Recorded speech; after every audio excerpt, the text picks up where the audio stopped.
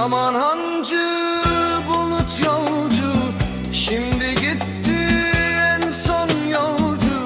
Bitmedi mi hasretin borcu, neredesin ay yüzlüm?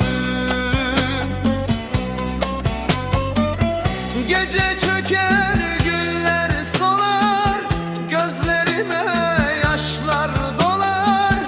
Hatıralar bende ağlar, neredesin ay yüzlüm?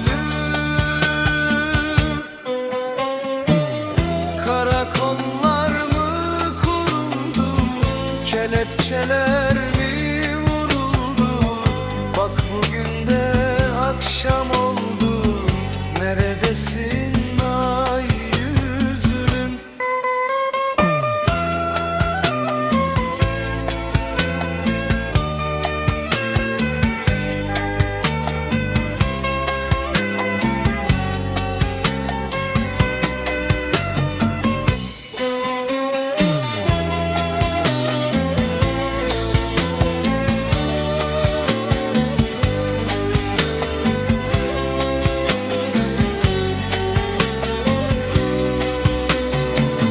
Gece çöker, güller solar, gözlerime yaşlar dolar.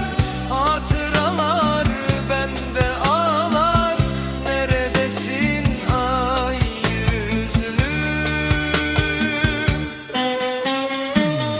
Karakollar mı kuruldu, kelepçeler mi vuruldu?